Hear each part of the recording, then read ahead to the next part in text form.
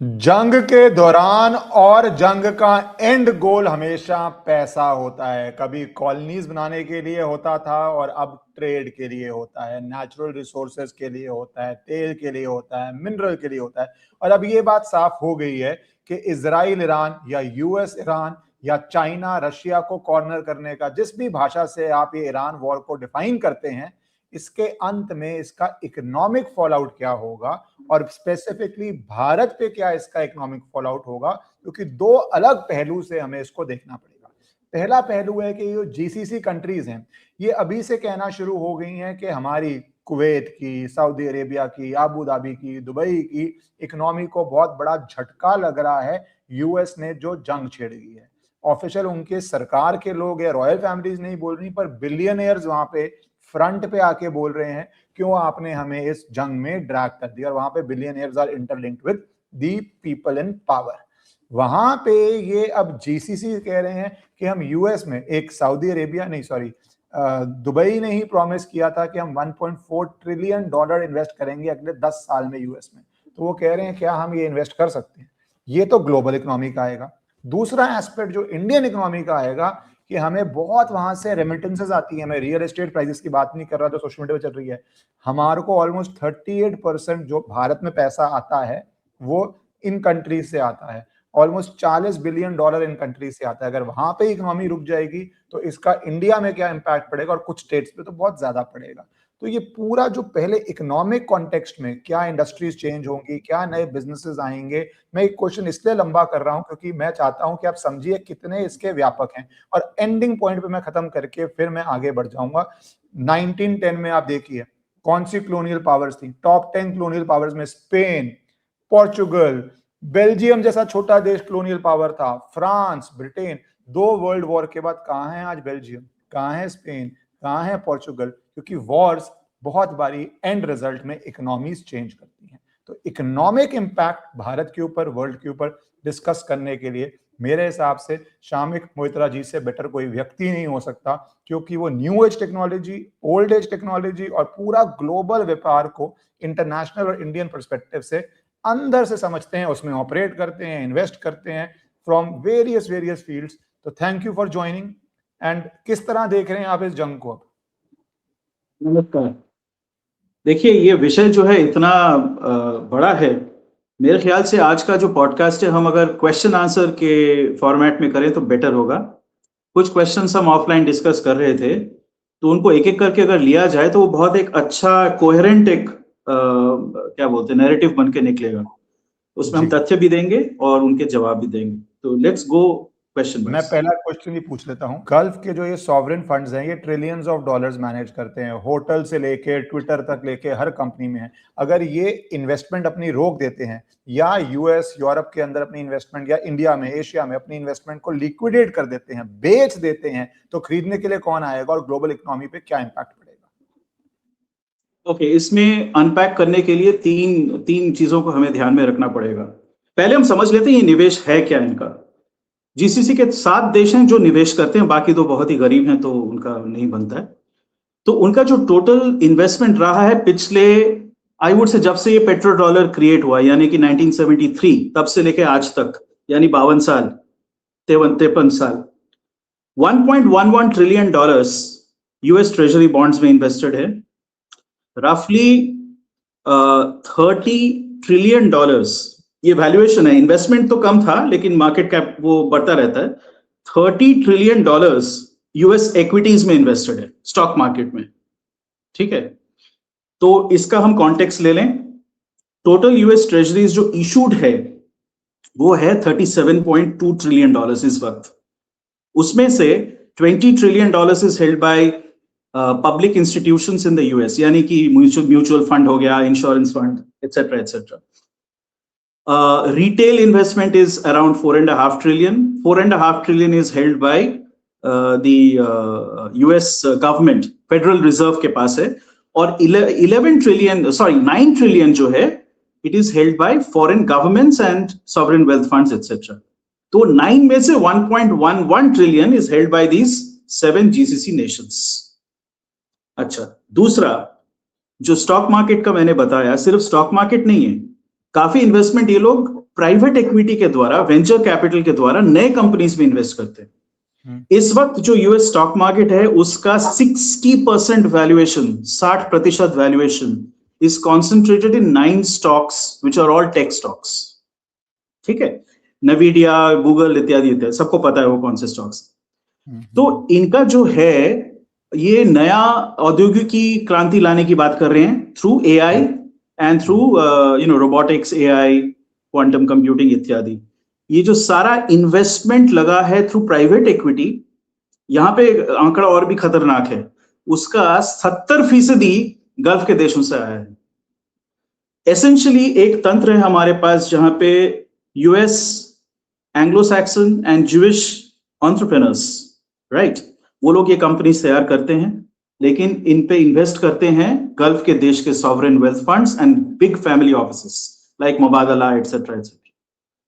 Now अभी जो स्थिति है वो ये है कि इन्होंने, इनका जो डील था between US and the gulf states वो ये है कि हम आपको प्रोटेक्शन देंगे, उसके एवज में आप लोग पेट्रोलियम प्रोडक्ट्स का ट्रेड जो है डॉलर में करोगे और जो डॉलर आप कमाओगे हमारी इकोनॉमी में लगाओगे। ठीक है, अच्छा, इनका जो डेफिसिट है, ये लोग डेफिसिट फाइनेंसिंग करते हैं ना, कर्जा लेके अपना वो खेला चलता है, चाहे वो कंपनीज हो या सरकार। तो ये जो डेफिसिट फाइनेंसिंग है उसका भी 2/3 जो डेफिसिट बनता है हर साल, अगर हम एक रेशियो कैलकुलेट करें कि गल्फ का इन्वेस्टमेंट कितना है विज़ाविज़ डेफिसिट, वो भी 50% से ऊपर ही जाता है। तो अगर सडनली ये लोग अपना पोर्टफोलियो का बैलेंस वहां से हटा के दूसरे देशों में निवेश करने लगे तो US market will collapse, it will collapse.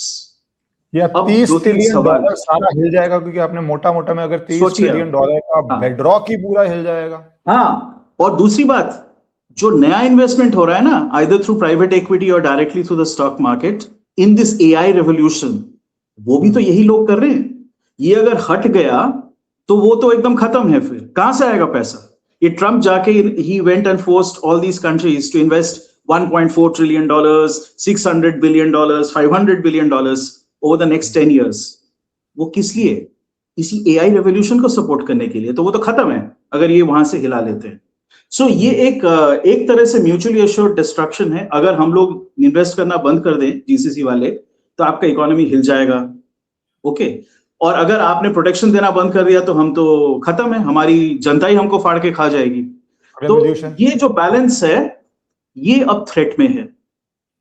तो मैं ये कह रहा हूं कि ये जो आपका युद्ध हो रहा है ना, ये है एक जियो स्ट्रेटेजिक युद्ध, वो भी मैं बताऊंगा क्यों, लेकिन इसका जो परिणाम है वो इकोनॉमिक है, एंटायरली इकोनॉमिक है, जो सोच के अच्छी तरह देखा नहीं गया है।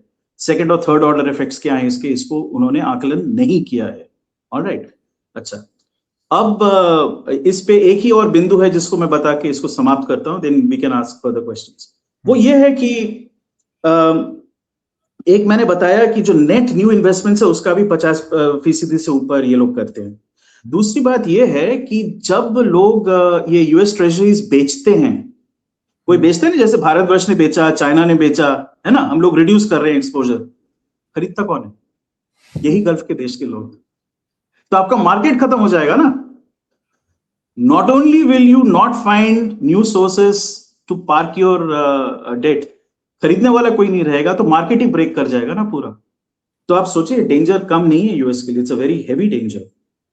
तो अब सवाल उसका एक करोलरी ये बनता है कि ये तो मैं ही बोल रहा हूं यहाँ पे बैठ के, तो वहां पे भी इतने बड़े बड़े इकोनॉमिस्ट, अर्थशास्त्री हैं, उनको नजर नहीं आता है क्या? उन्होंने क्या ट्रम्प की टीम को बताया नहीं था? तो मुझे कहीं पे लगता है कि ट्रम्प का ये जो टीम है वो ट्रम्प को वही बताती है जो ट्रम्प साहब खुद सुनना चाहते हैं। ये जो चीजें है ना, it is somehow not filtering through to the decision layer, और डिसीजन मेकर वहां पे एक ही है, गब्बर खुद, और कोई है नहीं। तो I think this has been a most spectacularly badly thought through invasion, जिसमें फायदा इजराइल को होगा, क्योंकि इजराइल को तेल से कोई मतलब नहीं है, उनका इकोनॉमी इज नॉलेज बेस्ड, उनका इकोनॉमी है भी 9 मिलियन लोगों का, 9-9.5 मिलियन का पॉपुलेशन है, उनको कितना ही तेल चाहिए, उनके खुद के पास नेचुरल गैस के बड़े रिजर्व्स हैं, तो they don't care a fig क्या होता है। इफेक्ट पड़ता है बाकी सारे बड़े इकोनॉमीज पे, चाइना पे, भारतवर्ष पे, साउथ ईस्ट एशिया के जो देश हैं वो, फिर यूएस पे भी पड़ता है to an certain extent. Israel को फर्क नहीं पड़ता। तो कान कौन खींच रहा है यूएस का इस वक्त? इजराइल खुद खींच रही है। ये युद्ध तो कई लोग कह चुके हैं, बड़े बड़े विशेषज्ञ और सरकार के भी कुछ लोग, कि ये इजराइल के कहने पे, मार्को रूबियो ने खुद कहा, यूनाइटेड स्टेट्स का सेक्रेटरी ऑफ स्टेट खुद कह रहा है, परराष्ट्र मंत्री कि भाई ये तो इजराइल के कहने पे हमने युद्ध किया है। जेडी वैंस खुद कह रहे हैं कि ये हमें थोड़ा और सोचना चाहिए था। अच्छा, that means there is some level of resentment within the cabinet itself. They have bitten off more than they can chew. उन्होंने सोचा नहीं इसका परिणाम क्या होगा। ठीक है, परिणाम सिर्फ ये नहीं है कि वो युद्ध ना जीत पाए, ईरान सर्वाइव कर जाए, दूसरा परिणाम ये कि इकोनॉमिकली क्या होगा।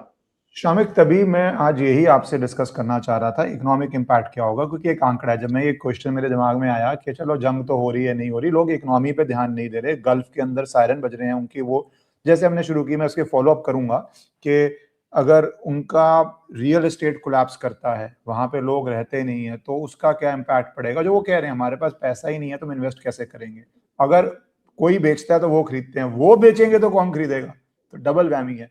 क्यों? क्योंकि इसके लिए इंपॉर्टेंट है कि हमें थोड़ा हिस्ट्री में जाना चाहिए, ज्यादा पुराना नहीं, सिर्फ 100 साल पहले। मैंने गूगल किया टॉप 10 कॉलोनियल पावर्स कौन थी वर्ल्ड वॉर 1 से पहले। नंबर 10 पे थी एक Italian empire, empire of Japan 9 पे, स्पेनिश एम्पायर 8 पे। कहाँ है आज स्पेन की इकोनॉमी? क्या स्पेन की कोई बात भी होती है किसी वर्ल्ड अफेयर में? नंबर 7 पे पोर्चुगीज एम्पायर, बात भी होती है पोर्चुगल की। नंबर 6 पे बेल्जियम, सिर्फ बेल्जियन चॉकलेट छोड़ के आप सोचेंगे कुछ नहीं था, उसका भी एक बहुत बड़ा कॉलोनियल एम्पायर था, 6th पावर बना हुआ था वो, Dutch empire, Amsterdam, Dutch hall. क्या ये नाम देश एक पोस्टल साइज देश बने हैं, ठीक है, क्वालिटी ऑफ लाइफ देश हैं, but they are nowhere players anywhere in the world. और ये सारे एम्पायर्स थे, German empire, French empire, top पे ब्रिटिश एम्पायर। उस वॉर के बाद ये सारे एम्पायर्स कोलैप्स कर गए, पूरा एक नया वर्ल्ड आ गया वर्ल्ड वॉर 1 और वर्ल्ड वॉर 2 के बाद। क्या ये जो जंग है ये इसी तरह एक जो अमेरिकन एम्पायर है उसके लिए एक बहुत बड़ा इकोनॉमिक ब्लो बनने जा रहा है? इस पे आपके क्या व्यूज हैं? और उसके साथ मैं क्वेश्चन भी जोड़ देता हूं कि अब जो ये कतार इन्वेस्टमेंट अथॉरिटी है, अबू धाबी इन्वेस्टमेंट अथॉरिटी है, वो कह रहे हैं कि हमें डिफेंस पे खर्चना पड़ेगा अपने देशों के, हमें अपने जो देश में पैनिक क्रिएट हुआ है मार्केट को शोर अप करने में खर्चा पड़ेगा। तो क्या ये वहां पे यूएस नहीं इन्वेस्ट करेंगे तो उससे अमेरिकन इकोनॉमिक एम्पायर का क्या? देखिए, ऐसा है कि एक चीज आप ले लीजिए, सिर्फ एक चीज, स्टेबिलिटी। ये लोग क्या चलाते हैं? ये सॉवरेन वेल्थ फंड चलाते हैं। They are actually not looking, मेरा खुद का experience, I have raised money from some of these funds. ये लोगों के लिए ना सबसे इंपॉर्टेंट ग्रोथ नहीं है, दैट्स गुड। सबसे इंपॉर्टेंट है स्टेबिलिटी। आप एक स्थिर वातावरण में इन्वेस्ट करोगे। तो इस वक्त दुनिया में मेरे हिसाब से 2 ही स्थिर देश हैं, बाकी सबके चारों तरफ या तो युद्ध हो रहा है या खुद युद्ध में फंसे हुए हैं। यूएस को छोड़ देते हैं, युद्ध वो तो फियर और इंस्टेबिलिटी एक्सपोर्ट करता है, ये वही उसका मेन बिजनेस है। भारतवर्ष और चाइना। भारतवर्ष में दिक्कत यह है कि भारतवर्ष के अंदर काफी सारे फॉल्ट लाइंस हैं जिसको ये लोग एक्सप्लॉइट करते हैं। चाइना के पास दिक्कत स्ट्रक्चरल है, उनका रियल एस्टेट सेक्टर कोलैप्स कर चुका है, कर नहीं रही है, कर चुकी है। ओके, क्योंकि उन्होंने 2.2 बिलियन यूनिट्स बना लिए और लोग टोटल उनके 600 या 700 या 800 मिलियन हैं। तो एक ये है। अब देखें कि अगर गल्फ के देशों को स्थिरता के साथ थोड़ा बहुत ग्रोथ चाहिए, वो कहां पैसा डालेंगे? वो पैसा डालेंगे चाइना में और इंडिया में। इंडिया में ऑलरेडी डाल रहे हैं, it's already started happening. Background information ये है कि जो स्ट्रेटेजिक इन्वेस्टमेंट था GIFT City, which I consider a strategic play, उसके through these people are now going big time into both large cap as well as mid cap companies, number 1। Number 2, बड़े बड़े energy, data storage और AI based ventures आ रहे हैं जिसमें ये पैसा लगा रहे हैं। Funnily enough, some of these ventures are East Asian countries de-risking their China exposure coming into India. Investment is coming from the Gulf. तो एक तो ये है, क्योंकि भारतवर्ष इस वक्त स्थिरता का एक प्रतिबिंब बन के बैठा हुआ है। हम लोग क्रिकेट और होली और फाइनल में क्या होगा क्रिकेट के, ये सब बात डिस्कस करते हैं जनसाधारण। ये कोई डिस्कस नहीं करता है कि पाकिस्तान कितना बड़ा टैंक लेके आने वाला है। हमारे पास वो सब इश्यूज नहीं है। अच्छा, चाइना जो है, China can play this very strategically. एक तो वो, जैसा आपने कहा, तेल पे निर्भर है गल्फ के ऊपर। 40% तेल उनका गल्फ से आता है, ईरान से आता है और बाकी दूसरे देशों से भी आता है, टोटल 40%। तो चाइना जो है, it can play a very smart move and it can say कि ठीक है हम लोगों ने ओवर इन्वेस्ट कर दिया, लेकिन हम आपको स्थिरता देंगे। What does China need? It needs to buy time. उसको समय चाहिए so that it can restructure. It can offer very stable low cost bonds to the Gulf nations. उनको कहें कि भाई आप यूएस के ट्रेजरीज से निकाल के पैसा लाएं, स्टॉक मार्केट से निकालें और यहां पे डाल दो, क्योंकि इनोवेटिव कंपनीज चाइना में कम नहीं है, वहां पे भी वो लोग पैसा डाल सकते हैं। तो एक तो उधर जाएगा। दूसरा, इंडिया एक ऑब्वियस प्ले है, भारतवर्ष को गल्फ के लोग बहुत अच्छा समझते हैं, तो यहाँ पे भी एक वो डाल सकते हैं, क्योंकि ये एक स्थिर देश है, चाहे कितना भी प्रॉब्लम हो ओवरऑल स्थिरता है और शक्तिशाली भी है। भारत की जो सामरिक शक्ति है उसमें अभी वर्ल्ड में नंबर 3 हो गया है फायर पावर में, ये सबको पता है, ये लोग बेवकूफ नहीं है, इनको पता है। तो यूएस से निकल के पैसा इस तरफ आएगा और यही यूएस नहीं चाहेगी। इसलिए आप देखें एक स्टेटमेंट आया है उसके, क्या नाम है उसका, रॉल्फ समथिंग, असिस्टेंट, वो असिस्टेंट सेक्रेटरी है शायद ट्रेजरी का या ट्रेड का, उसने स्टेटमेंट दिया है कि हम इंडिया के साथ वो मिस्टेक नहीं करेंगे जो हमने चाइना के साथ किया और उनको हमने वर्चस्व दे दिया, तो भारतवर्ष को हम रोकेंगे। लेकिन ये भारतवर्ष का अमेरिका से एक्चुअली देखा जाए तो ट्रेड में लेना देना कितना है? बहुत ही कम। हम वहां से क्या खरीदेंगे? हम बेच सकते हैं अवश्य, लेकिन अगर हमें डायरेक्टली बेचने ना दिया जाए, फिर से अगर कोई रेजिम लाया जाए, वी कैन व्हाइट लेवल and do it through other countries. मैं खुद करता हूं, मैं भी कर सकता हूं, आप भी कर सकते हो, कोई भी कर सकता है। So USA can't stop that, and that is not a good enough threat to hold over India. इस पे तो रीबैलेंसिंग जो होगा इन दो देशों की दिशा में जाने वाला है, ये तो मेरा कंक्लूजन। इन दो देशों के बीच में एक बड़ा इंटरेस्टिंग स्टेटमेंट आया, चाइनीज माउथपीस है ग्लोबल टाइम्स करके, वो कहता है, जो आपने स्टेटमेंट बताई कि कहा कि हम इंडिया को ग्रो नहीं करने देंगे, वो कहता है पहली बात चाइना की ग्रोथ यूएस ने नहीं करी, हमारे स्किल सेट ने करी। दूसरी बात आप क्या कह रहे हैं कि आप इंडिया की ग्रोथ रोकना चाहते हैं। दोनों स्टेटमेंट्स हमें समझ नहीं आई। Now Global Times is Chinese propaganda. वो स्टेटमेंट ही कॉन्ट्राडिक्टरी है। सॉरी, एक चीज मैं बता दूं, एक तरह से वो कह रहे हैं कि इंडिया का लिमिटलेस पोटेंशियल है, फिर बोल रहे हैं ग्रो नहीं करने देंगे, तो इसका क्या मतलब हो? नहीं, पर और ये तो देखो, मैं तो उसको पॉजिटिव लेता हूं कि वो समझ गए हैं कि इंडिया की शक्ति कहां पहुंच गई है, कि आपको बोलना पड़ रहा है कि India can be a next power to threaten American interests on economy, not on कि हम कोई फंडामेंटलिस्ट भेज रहे हैं वहां पे, या वहां पे नहीं, India is not an expansionary military power, we are more of an economic story. ना हमने कभी टेरर वाला इकोनॉमिक हम कभी रहे ही नहीं है हिस्टोरिकली, का आज से कभी भी नहीं रहे हैं। तो इकोनॉमिक थ्रेट है इंडिया उनके लिए, तो और विचारधारा थ्रेट भी नहीं है, बिकॉज हम डेमोक्रेसी है। रशिया तो चलो एक विचारधारा थ्रेट थी, तो हम सिर्फ एक इकोनॉमिक थ्रेट के पैरामीटर में आते हैं, किसी और थ्रेट के पैरामीटर में नहीं आ रहे, पर उनको मानना पड़ रहा है। ये तो एक तरह से इंडिया की स्ट्रेंथ को एक्नॉलेज कर रहे हैं।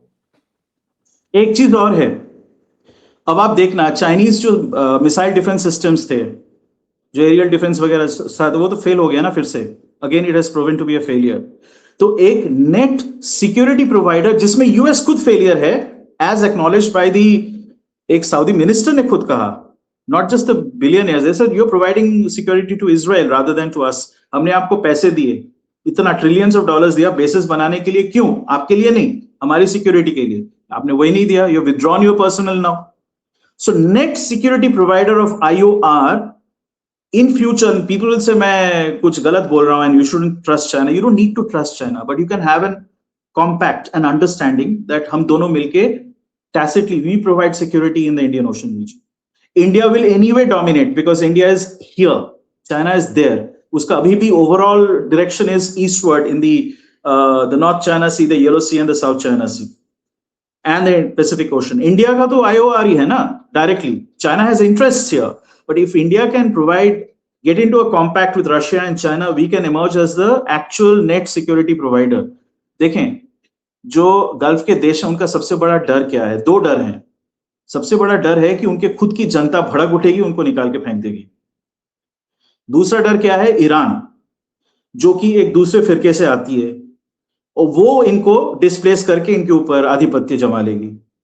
तो नेट सिक्योरिटी प्रोवाइडर कौन दे सकता है? जो अच्छा असला, अच्छे सिस्टम्स दे सके, जो ट्रेन कर सके, प्रशिक्षण दे सके, और जो दोनों के साथ रिलेशनशिप बना के they can stop the conflict. वो चाहते हैं कि कॉन्फ्लिक्ट रुके। उनके ऊपर आघात क्यों किया जा रहा है? Because this is the blackmail story, class bully, या फिर हिंदी फिल्म का पुराने 70s का विलन, तेरी माँ मेरे कब्जे में है। तो ये थ्रेट हो रहा है ना यूएस के ऊपर कि तेरी माँ मतलब जीसीसी के लोग मेरे कब्जे में है, मेरे मिसाइल्स उसको जाके ठोक रहे हैं। तो ये जो स्ट्रेटेजी है, इसमें वही देश मध्यस्थता कर सकता है या सिक्योरिटी प्रोवाइड कर सकता है जिसका रिश्ता दोनों के साथ अच्छा हो। अब यूएस का रिश्ता तो इसके साथ कभी अच्छा होगा नहीं ईरान का, क्योंकि ईरान और इजराइल का अगले 100 साल तक युद्ध तय है, कभी खत्म नहीं होने वाला है। दोनों सिविलाइजेशनल स्टेट्स हैं, ओके, और परस्पर विरोधी हैं। दोनों का आइडियोलॉजी है एक दूसरे को खत्म करें। इस वक्त वही स्थिति है। ईरान का तो is based on their own actual written down scripture. Israel के केस में it is a pragmatic ideology. Because of the same scripture they understand ये मॉर्टल एनिमी है, मुझे इसको खत्म करना पड़ेगा। तो इसके चलते बाकी जो देश है वो बोलेंगे भाई हमारा क्या उससे, हमें क्यों मार रहे हो, बोल ही दें। So they will want to extricate themselves, and US के साथ जब तक ये लोग रहेंगे एक्सट्रिकेट नहीं कर पाएंगे। So both economically and militarily they will rebalance. This is what's going to happen. मैं इसी में, ये तो थोड़ा फ्यूचर का हो गया, मैं करंट में आना चाहता हूं कि गल्फ जो आपने इकोनॉमिक सारा डेप्थ में जाके बताया कि $30 ट्रिलियन स्टॉक में, कितना सॉवरेन वेल्थ फंड में, कितना डेप्ट में, किस तरह पूरा गल्फ डॉलर उनको सपोर्ट कर रहा है, पेट्रो डॉलर। तो what do you think, how much pressure can the Gulf bring on US to end the war? Because अब यूएस फंस गया। अगर रेजिम चेंज नहीं होता, रेजिम चेंज नहीं होता, उससे पहले छोड़ता है, तो यूएस की एक तरह से वो हार होगी। अब उसको रेजिम चेंज करना है। रेजिम चेंज इतनी जल्दी लग नहीं रहा होने वाला है, कम से कम महीना, 2 महीना, 3 महीना लग रहा है जो भी, ठीक है। तो गल्फ कितना प्रेशर ला सकते हैं? क्योंकि आपने बोला गल्फ के ऊपर 2 थ्रेट्स हैं, मैं 3 थ्रेट्स मानता हूँ। रेवोल्यूशन की थ्रेट तो है ही है, उनकी जो इकोनॉमी की थ्रेट तो है, पर सबसे जो मुझे लगता है एक थ्रेट है उनके ऊपर, वो ये है कि they are not countries in a sense. Bharat में 9/11, भारत में 26/11 होता है, Mumbai will last, Maharashtra will last, आबादी है, लोग रहेंगे, लोग कहीं जा नहीं सकते। इनकी जो पेट्रोल के बाहर की इकोनॉमी है वो एक डेस्टिनेशन इकोनॉमी है, सेफ्टी से लोग भी रह रहे हैं वहां पे। कॉन्डोमिनियम बिक रहा है अगर $1 मिलियन का, वो इसलिए बिक रहा है क्योंकि वो एक लाइफस्टाइल दे रहा है। अगर मिसाइल आ रही है या अनसर्टेनिटी आती है, महीने में 2 बारी भी आती है, तो lifestyle, it is not a country in the sense के 9/11 हो गया ट्रेड टावर में, तब भी यूएस है, न्यूयॉर्क है, न्यूयॉर्क की स्टोरी इज बैक, मुंबई हो गया, स्टोरी इज बैक। कोई भी देश हो, वो देश नहीं है, वो एक लाइफस्टाइल है। अगर लाइफस्टाइल चोरी खराब हो जाए तो वो भी तो उनको एक रिस्क चल ही रहा होगा। 3 तरह के देश हैं, 3 तरह के हैं। देखिए, जैसे यूएई हो गया, वो लाइफस्टाइल देश है, उसके पास तेल की संपदा होती नहीं है, दुबई के पास तो है ही नहीं, सिर्फ अबू धाबी के पास है, ठीक है, रैक में भी कुछ नहीं है। दूसरा है आपका बहरीन। बहरीन के पास तेल का थोड़ा बहुत भंडार है, लेकिन वहां पे भी वो लोग एक लाइफस्टाइल ऑफर करते हैं। It's a very mild kind of society. Qatar थोड़ा कट्टर है, लेकिन it doesn't interfere in you know lifestyle of people. Saudi Arabia is trying to liberalise, they trying to do, वो न्यूयॉर्क सिटी बनाने की कोशिश करी थी, जो मेरे ख्याल से has been scuttled by the Israelis. They don't want that in their neighborhood. All right. ये उनका दूसरा प्लान है, उनका वो गाजा का टेक ओवर करके बेन गुरियन कनाल बना के वो एक एस्टैब्लिश करना चाहते हैं. So they don't want to give the advantage to the Saudis. But the point is, 3 तरह के देश हैं. एक है लाइफस्टाइल वाले, एक है सिर्फ खनिज और मतलब तेल का उत्पादन, नेचुरल गैस का उत्पादन. इसमें आ जाता है to some extent Qatar and Saudi Arabia and also Yemen. जा रहे हैं ये जहां सारे लाइफस्टाइल देश की तरफ ही रहे हैं, वो कहां पे? हाँ, एक मिनट वो बता दूं ना क्या, कौन सा कहां पे एवोल्यूशनरी उस पे. तो सऊदी अरेबिया हो गया, इट्स नॉट येमेन, ओमान है. These are trying to be lifestyle nations. UAE is already the Switzerland of the Middle East. That's their, उनका in fact it's modelled on Switzerland entirely. That's what they wanted to do. अच्छा, फिर आते हैं कुछ देश जैसे Iraq, जो artificial constructs है कंट्री के तौर पे. सऊदी में फिर भी आप कह सकते हैं अरेबिया हमेशा था, अरेबिया बोल के एक देश हमेशा रहा है. कटर वगैरह तो सल्तनत है, छोटे छोटे हैं, तो उनको अलग रखते हैं. इराक कोई देश ही नहीं है. इराक 3 देश हैं एक्चुअली. एक आपका जो सुन्नी वेस्ट है, ठीक है, वो 2/3 ऑफ द कंट्री है. 2/3 तो नहीं कहूंगा, शायद आई वुड से अबाउट से 3/7 ऑफ द कंट्री है. फिर another 1/3 is you know the east of the tigris Euphrates. ये शिया देश है, यहाँ के लोग शिया हैं, और शिया जो फिरका है उसका जो गुरु है अली सिस्तानी, वो यहां बैठता है, ईरान में नहीं बैठता. Ayatollah is number 2, Sistani is number 1 actually देखा जाए तो. और उत्तर में the balance which is the Kurd place, एक कुर्दिश ऑटोनॉमस स्टेट बनाया है. अच्छा, वो उसका एक्सटेंशन ईरान में भी आता है, सीरिया में भी आता है, टर्की में भी आता है। कुर्दिस्तान जो एक नॉर्मल नेचुरल देश था, उसको 4 भागों में बांट दिया गया। तो कुछ देश हैं जो अपनी क्या बोलते हैं अस्तित्व के लिए और फिर से अपने आप को ढूंढने के लिए लड़ रहे हैं। यहाँ पे ये इराक उसमें आ जाता है, यमन उसमें आ जाता है, ठीक है। वो बहुत पीछे हैं एक्चुअली, उनके लिए इवॉल्व करके कुछ और बनना बहुत मुश्किल है, राइट।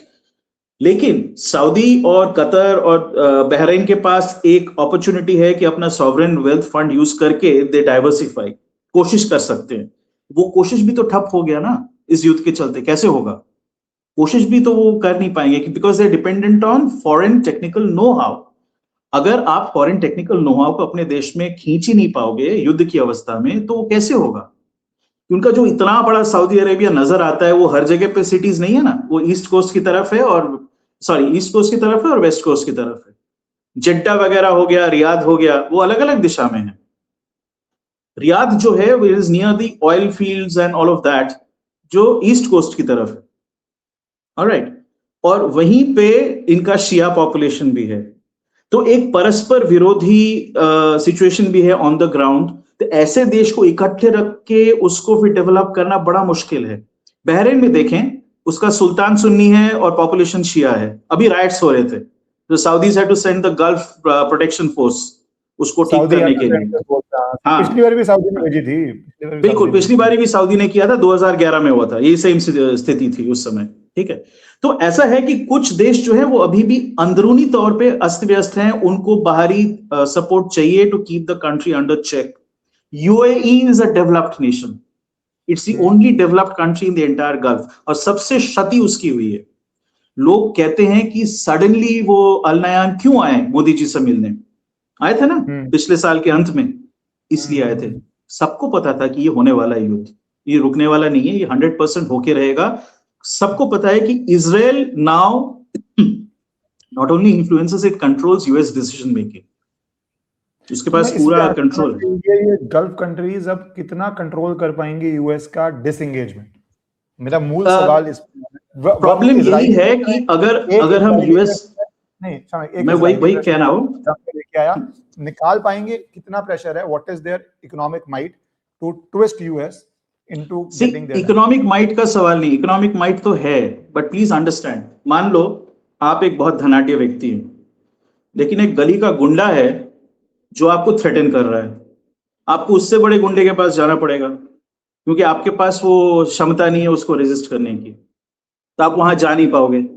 तो अभी गल्फ की स्थिति वही है, they have been disappointed by the existing gunda which is United states, वो उसको प्रोटेक्शन दे नहीं पाया, ये एकदम क्लियर है। So now they are rethinking everything. Rethinking का ये जो मंथन हो रहा है उनके अंदर, और इसमें UAE and Saudis will take the lead along with Qatar. इस मंथन के बाद 3-4 कैंडिडेट नजर आते हैं जिसकी तरफ ये लोग मुड़ेंगे। एक है तुर्की, मुझे अच्छा नहीं लगेगा क्योंकि तुर्की हमारे विरुद्ध है, लेकिन वो है कैंडिडेट। तुर्की है, भारतवर्ष है, चाइना है और रशिया है। ये 4 कैंडिडेट्स हैं जो they can be alternative security providers. दिक्कत ये है कि इनका इतना सारा पैसा फंसा हुआ है अभी यूएस में। आप देखिए ना, उनका जो टोटल सॉवरेन फंड है उसका 60% से ऊपर in every class of investment, चाहे डेट हो गया, इक्विटी हो गया, रियल एस्टेट, सब यूएस में इन्वेस्टेड है। तो फट से निकाल के ला भी नहीं सकते हैं। What they can do is they can reduce the price. The price can see, the point is price को रिड्यूस करने के लिए आपको सब कुछ बेचने की आवश्यकता नहीं है। You just start selling significant things, वो एक सिग्नल जाता है मार्केट, मार्केट रिड्यूसेस, पूरा जो एसेट क्लास है उसका प्राइस नीचे जाता है। हाँ, वो तो अगर इन्होंने कुछ भी करना शुरू किया तो पूरा US market will be having blood bath. एकदम इस वक्त उनके लिए ये करना आसान भी है क्योंकि US right now is in the throes of a manufacturing recession for the last 11 quarters. Manufacturing jobs have been declining, service jobs बढ़ रहे हैं, so that makes up, but आप कितना वेटरगिरी कराओगे लोगों से, उसका भी तो एक लिमिट है ना। सो मैन्युफैक्चरिंग इज डिक्लाइनिंग, और ट्रम्प का पूरा प्लेटफॉर्म ही यही था कि मैं मैन्युफैक्चरिंग वापस लाऊंगा, लेकिन उसका उलट हो रहा है। The moment the Gulf states start reducing, crashing the prices of, the investments in manufacturing plus the price of these assets, सबसे ज्यादा इम्पैक्ट इन्हीं जॉब्स पे पड़ेगा। क्योंकि अगर आपका ये सो कॉल्ड AI रेवोल्यूशन नहीं आता है, मान लो उस पे इन्वेस्टमेंट्स कम हो जाते हैं, उसको सस्टेन करने के लिए हर महीने, by the way, they are spending about $100 billion every month, और उसको फाइनेंसिंग यही लोग कर रहे हैं। वो अगर हट गया, so immediately that will start crashing. By the way, US is also hedging that by moving some of its GCCs to India, because उनको मालूम है कि यहाँ पे cheaper होगा. So while they are saying India is very bad, हम tariff लगाएंगे, ये करेंगे, वो करेंगे, they're moving the GCCs to India and they're increasing and ramping up. Controversy हुई Data है, storage भी यहाँ पे आ रहा है कि 30 दिन आप रशिया से ऑयल ले लो। इंडिया कह रहा है in its own language which is never very clear कि हम तो पहले से ही ऑयल ले रहे थे, हमने रोका कब था। तो वो एक अलग डिस्प्यूट चल रहा है। पर मैं आना चाहता हूँ, नहीं, वेट, उसमें एक सटल पॉइंट है बहुत इंपॉर्टेंट।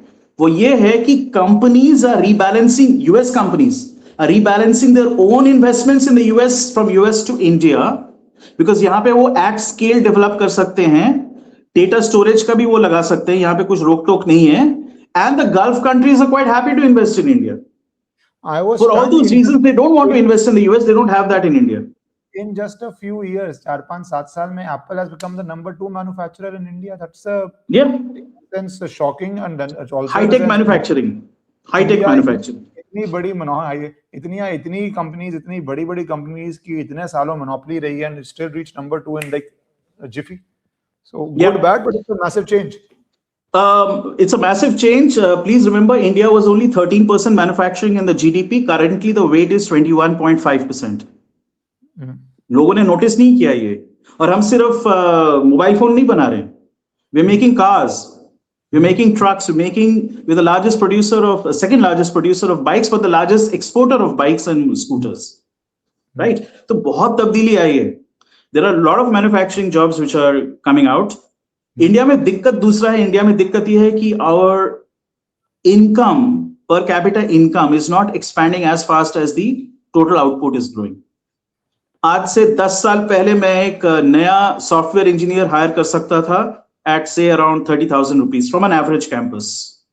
IIT में आई माइट हैव टू पे 70,000 to a lakh, but average campus 30,000, 40,000. That's it. That's the point at which TCS recruits, for instance.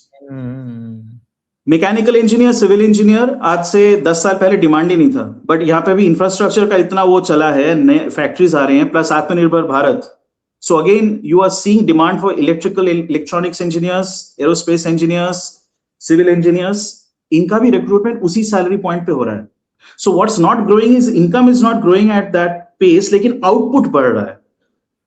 So there needs to be some structural change so that this can be ameliorated. But पहले क्या होता है, नहीं एक minute, ये point खत्म कर दो। पहले क्या होता है, your low wages attract the businesses, then the businesses right to a certain point, उसके बाद नया कुछ खोलने के लिए आपको हायर प्राइस पॉइंट पे जाना पड़ता है। द लेटर एंट्रेंट्स पे हायर। तो अभी जो ये मैन्युफैक्चरिंग क्वाइट रेवोल्यूशन हो रहा है इंडिया में, people who join later will have to pay higher wages, they'll have to pay higher land costs, they'll have to pay higher electricity costs and so on and so forth. Let me tell you, वैसे मैं इसमें ज्यादा जाना नहीं चाह रहा। I want to come back to Gulf and India का जो इंटरनेशनल इकोनॉमी है, because this is a very vast topic और फिर बहुत लंबा कॉन्वर्सेशन हो जाएगा। But just one point, India में already setting up a manufacturing unit is prohibitively expensive। मैं दिल्ली NCR की बात कर रहा हूँ, गुड़गांव की बात कर रहा हूँ, मैं आपको नोएडा की बात कर रहा हूँ, मैं राजस्थान की बात कर रहा हूँ, किसी भी, I know some of my clients who नई फैक्ट्री डालनी, नई इंडस्ट्री डालने है, वो बोलते हैं 2 एकड़ या 3 एकड़ land cost is into tens of crores. उससे अच्छा वो बोलते हैं यूरोप में जाके हम लोन किराए पे लेके कर पाए। तो it is now becoming a decision they have to take कि हम इतना जो पैसा इंडिया में लगा रहे हैं, is it worth, because for buying a piece of land which is crazy rates now anywhere in this region I am talking about, it's crazy. You have to spend tens of crores for 2-3 एकड़ factory, which is next level. But मैं इस topic पे जाना, आपने जो पिछली बात करी कि Russia, India, China, Turkey, 4 possibilities हैं गल्फ में।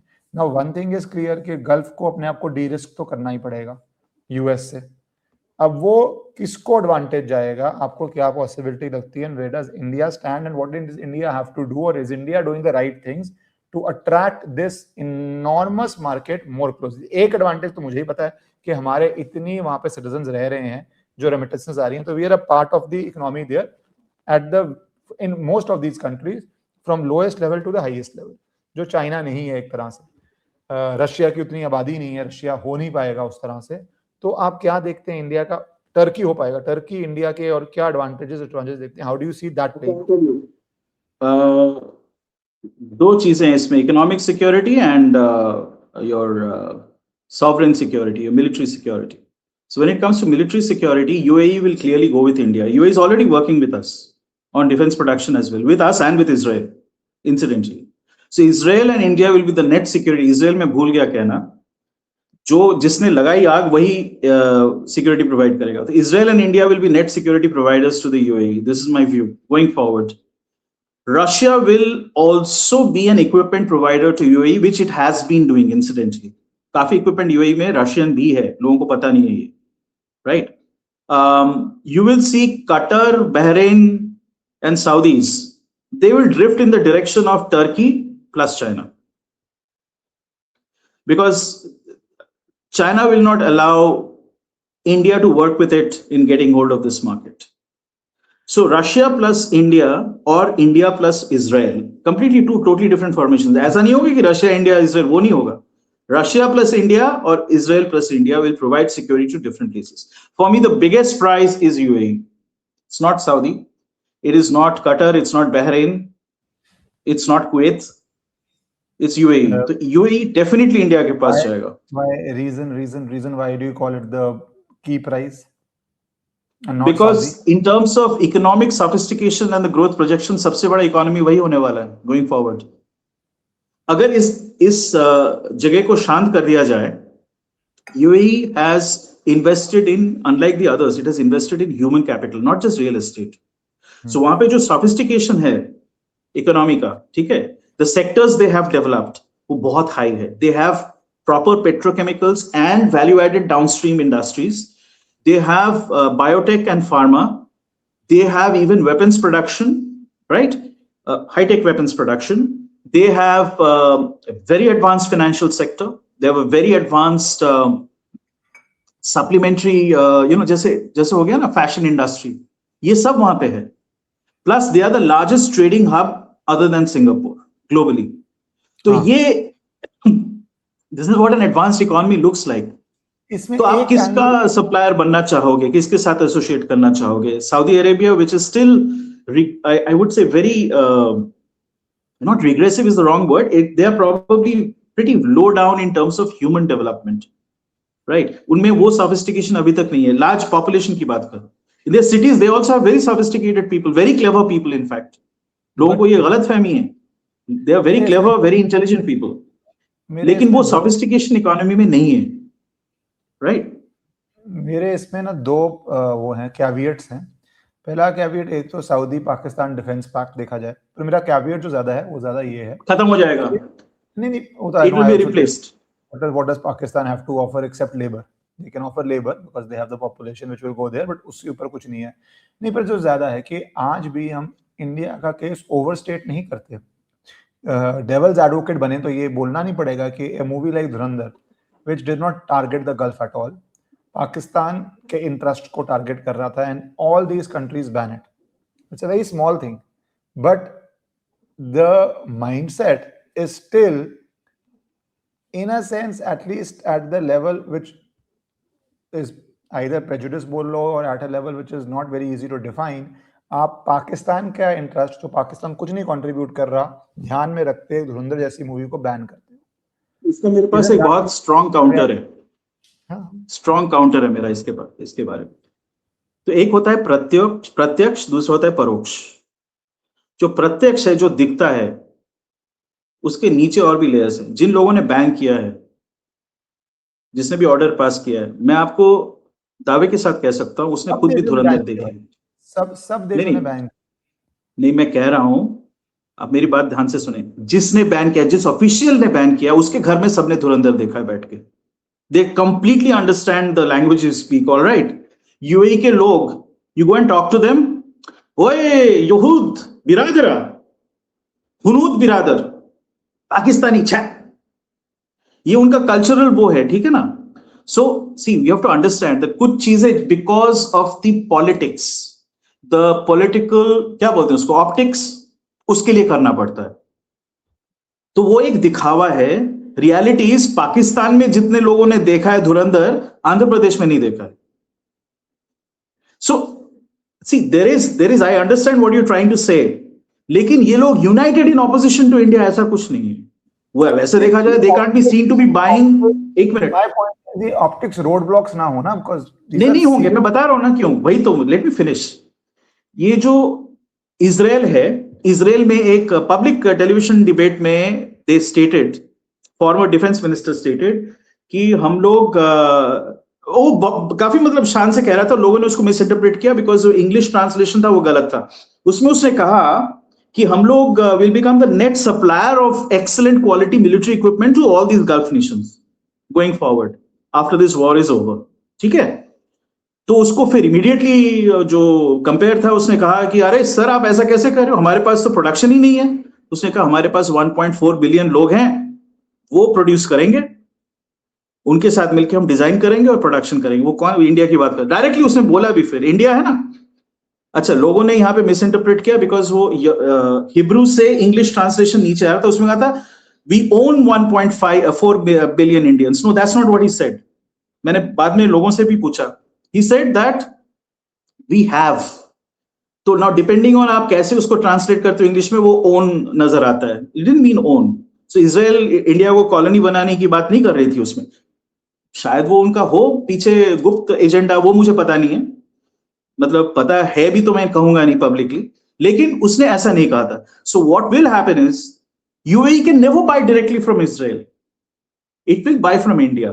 तो जो आत्मनिर्भर भारत का ये जो कॉन्सेप्ट है ना, ये एक्चुअली बहुत ही क्लेवर है, because we may not actually design everything but will produce everything. अरे फ्रांस तक अपना रफाल का लाइन यहां पे लगा रहा है, क्यों लगा रहा है? टीओटी ना करे, हमें जरूरत नहीं है भैया टेक्नोलॉजी की, लाइन लगा के हमें प्रोड्यूस करो ना, हमारा जो इकोसिस्टम है वो तैयार होगा और एसएमईज विल थ्राइव। ठीक है, एनसीआर में एकड़ मतलब 3, 4, 5 करोड़ का आता है या ज्यादा का 10 करोड़ का आता है, लेकिन तमिलनाडु में ऐसा नहीं है, साउथ आंध्र प्रदेश में ऐसा नहीं है। And there are entire cities which have been constructed, superb infrastructure on the sea, right, private cities, they are available. Odisha में है, कोंकण कोस्ट में है। सो इंडिया में because the country is so vast and it has had unequal development in different states, opportunities हैं, so we can do that. So the point is कि जो net benefit आएगा ना इस युद्ध के बाद, 100% the Gulf Nations will rebalance their military buying of security plus equipment दोनों, क्योंकि इनके पास लोग नहीं है ना। कतर के पास टोटल 2 लाख का पॉपुलेशन, वो क्या बोलेंगे फिर से पाकिस्तानी आ जा, तू चला मेरे Rafale, they will not do it. They'll ask Turkey. You will see Turkish influence going up in the region, but you'll and Chinese, but you'll also see Indian, Russian, and Israeli influence going up. And net, you will find that people will veer towards India because India doesn't seek to possess and dominate. हमारा colonialism भी है तो वो अलग किस्म का है. It is different. Okay, so basically net हमें फायदा मिलेगा इसका, क्योंकि रीसेट तो हो ही गया। अब ये जितना यूएस के अंदर घुसे हुए थे, ये 1950 से ही कर लो या 70 से तो कर ही लो, वो अब एक रीसेट हो गया क्योंकि इनकी इकोनॉमीज एक तो चेंज हो गई हैं। One of the biggest reasons is their economies are changing. UAE is a completely different economy from what it was in 1980। वही एस्पिरेशनल बन रही है। सऊदी जितना भी हो रहा है, बहरीन जितना भी हो रहा है, उनके लिए वो एक एस्पिरेशनल इकोनॉमी बन रही है क्योंकि आउटसाइड ऑयल भी वो एक बहुत बड़ा इकोनॉमी बन चुका है।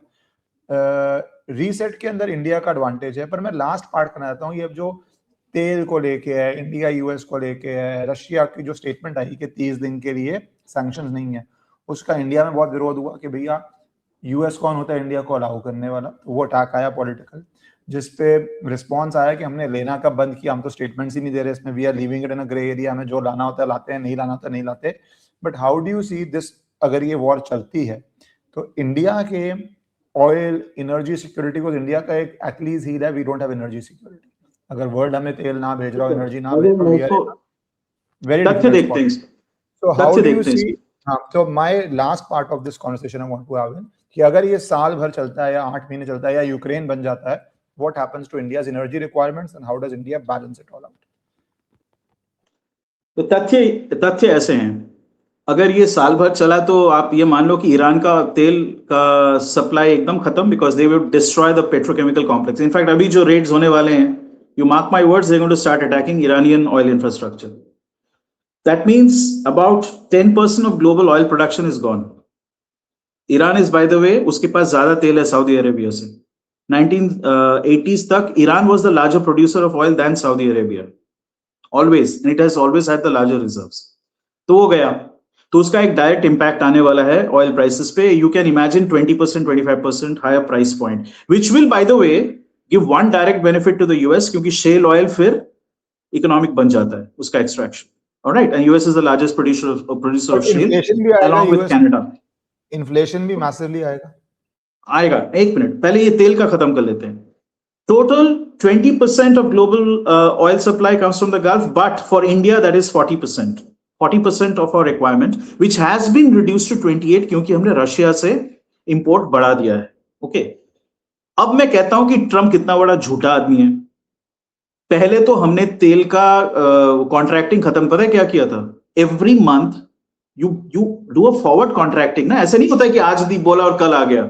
वो लाने में 1 महीना लगता है ना, बिकॉज आप ऑर्डर दोगे, उसके बाद तेल का वो क्रूड का प्रोडक्शन होगा, फिर आएगा, फिर यहाँ पे रिफाइन होके कंज्यूम करने लायक बनेगा. It's a 1 month cycle. Alright, लाने में ही आपको 15-16 दिन लग जाते हैं.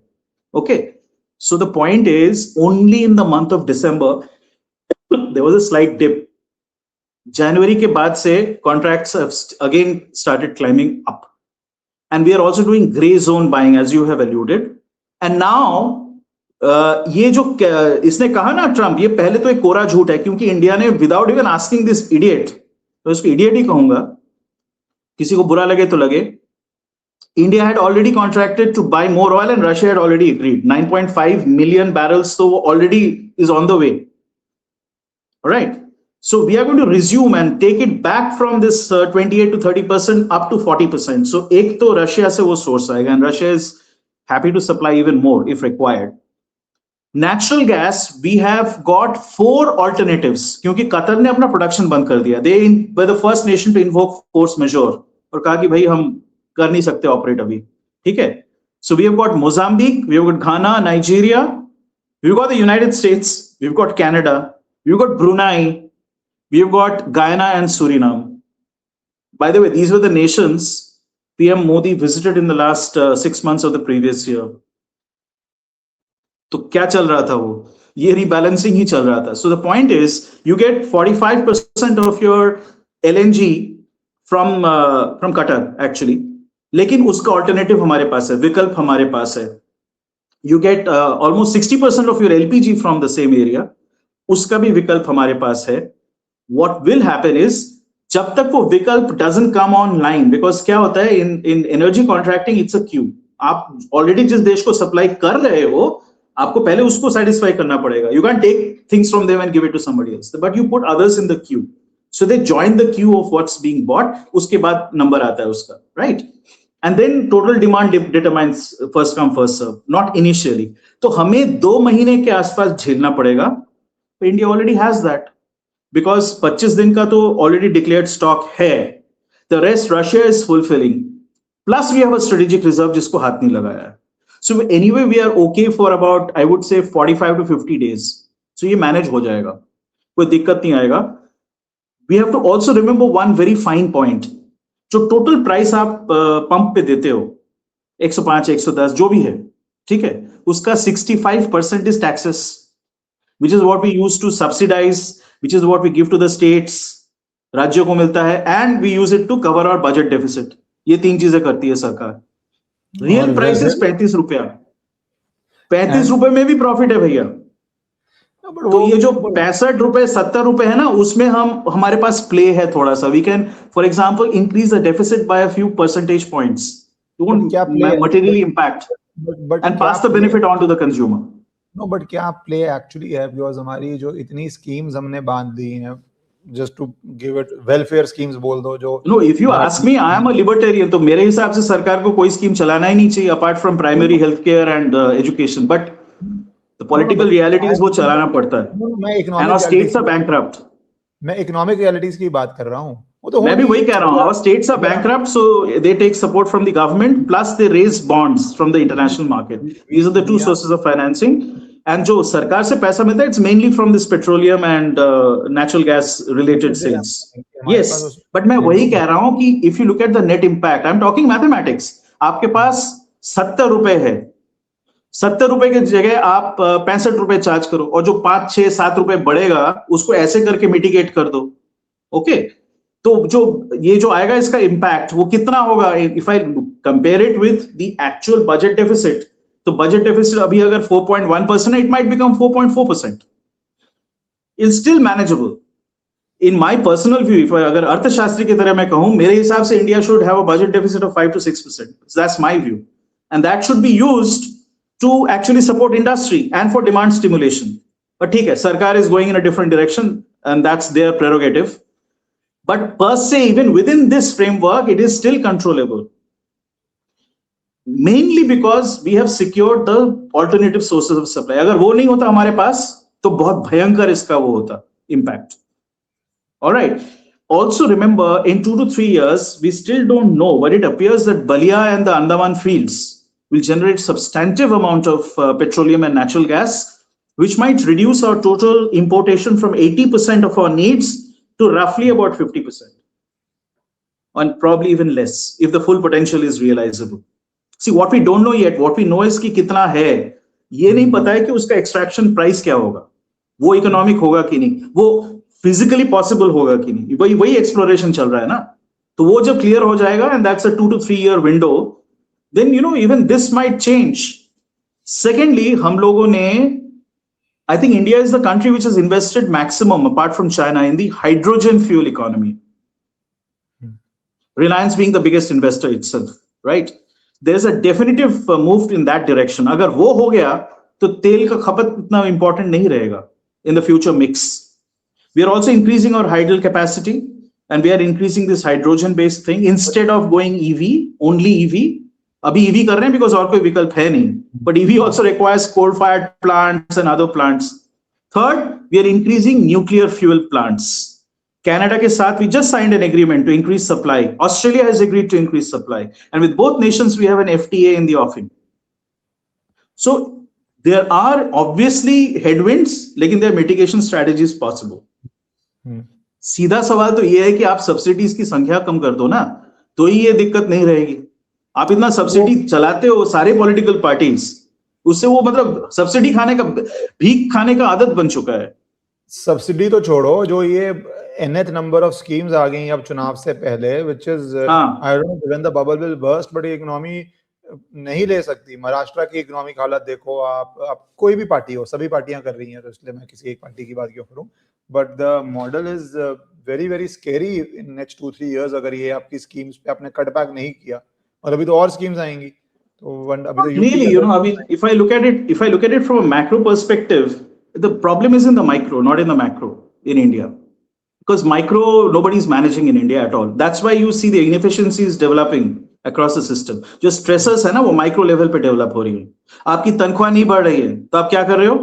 गोल्ड लगा रहे हो, उसका लोन निकाल रहे हो, ठीक है, and then your EMI is going up. So your disposable income reduces, so your investment reduces, and that has an impact on the economy. GDP का एक component I होता है ना, investment, that reduces. These are micro things which are having macro impact. But if you look at the overall aggregate level पे India का problem नहीं है. Our balance of payments is brilliant right now. कहाँ है? See, government is about 26%. Total हमारा जो exposure है, it used to be 76% about 10-11 years back. Abhi it has come down to 55.2%. Debt, India's debt to GDP ratio जो है, US का कितना है? 124%. It is set to go to 140% in 3 years time. This is US government data. मैं नहीं बना रहा हूं, उनका खुद का ही है. Okay. Japan is at 250%. India is at 55%. So we have a lot of headroom. इसीलिए तो मैं कह रहा हूं ना, अगर थोड़ा फिस्कल डेफिसिट आप कुछ बेसिस पॉइंट से भी बढ़ा दो, बेसिस पॉइंट मतलब एक बेसिस पॉइंट 100% होता है, तो आप कुछ बेसिस पॉइंट से भी बढ़ा दो, उसका एक काफी अच्छा इफेक्ट आता है in terms of balancing it out. दूसरा, आपको कुछ सब्सिडीज तो गिव अप करना ही पड़ेगा, जो इलेक्शन ईयर में शायद ना हो. So you will end up playing a deficit. वो है. But is it a frightening situation? No, because the books are relatively well balanced. Bharat में कोई भी सब्सिडी आप एक बार ही शुरू कर दो, वो आपका मूलभूत अधिकार बन जाता है, उसको कोई नहीं रोक सकता, कोई टच ही नहीं कर सकता, वो तो है ही। वो पर फंडामेंटल एक राइट है मिनट, आपका। मैक्रो पे एक और चीज मैं आपको बता दूं, एक और चीज बता दूं। How is the US able to sustain this level of consumption and growth? By getting people to invest cheaply, right? वो मतलब रिटर्न्स बहुत हाई नहीं है। Wait, hear me out. US is a very different economy. No, it's not. It's not.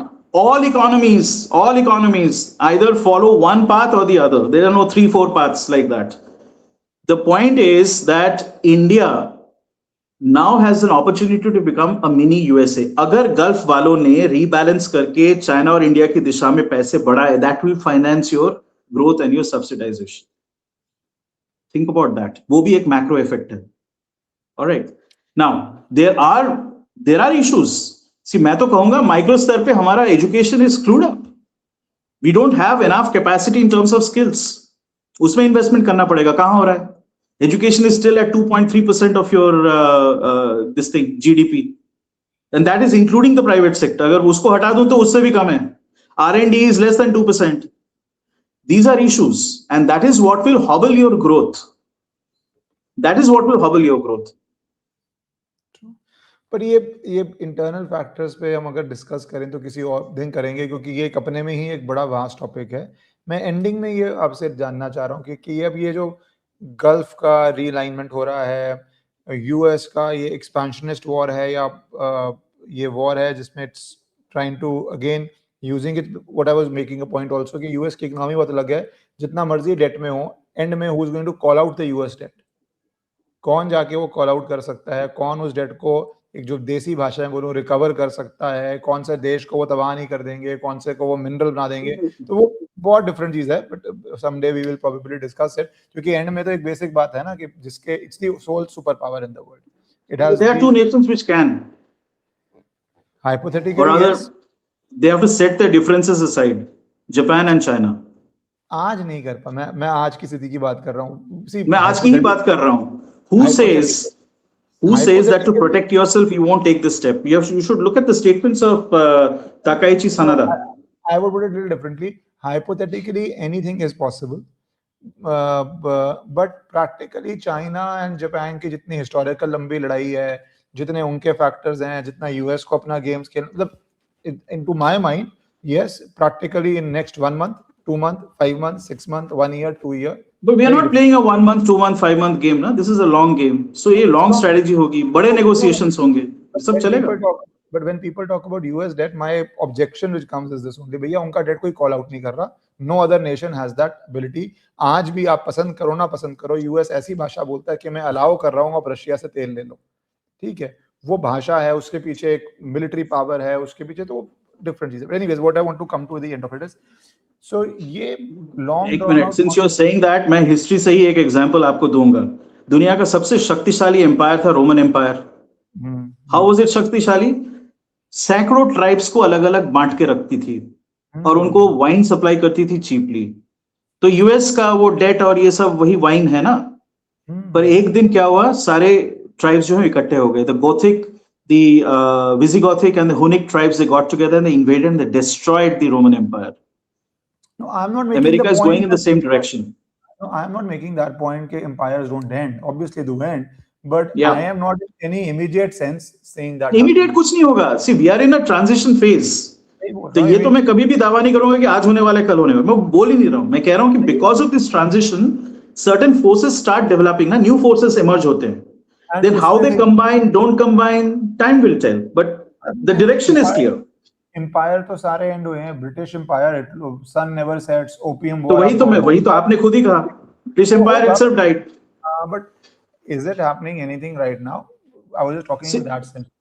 USA is in an unsustainable situation. ये जो चारों तरफ ये पंजा मार रही है, वो it is because it's in an unsustainable situation. ये गल्फ का उन्होंने बहुत बड़ा मिस्टेक किया है. इफ दिस गल्फ नेशंस अगर अड़ जाते हैं and they get the military support from other people, तो whole situation can flip. They don't realize it. The US. That's why उनको लगता है कि ये ऐसी डरा के बांट के रखेंगे इनको.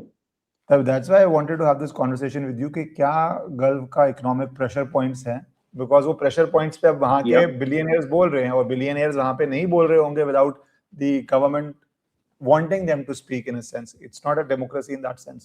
India में भी खैर billionaires नहीं बोलते. So वो एक concept है, and let's see how it plays out. But very interesting discussing all this of how Gulf can be a big piece of opportunity for India, because they It have is. to, at the very least, they have to de-risk from US. It is entirely, मेरे ख्याल से gulf में जो हो रहा है वो India के लिए एक बहुत ही महत्वपूर्ण अपॉर्चुनिटी है, एंड वी शुड एकदम ruthlessly take advantage of it. Ruthlessly take advantage of it. Thank you, Shamik, for your time and discussing all these issues in depth, making people understand the economic game behind it. जो second, third order effect, मुझे लगता है 10-15 दिन बाद जो हम आज बात कर रहे हैं, सब बात कर रहे होंगे कि economic effect क्या आ गया है. Thank you so much. नमस्कार.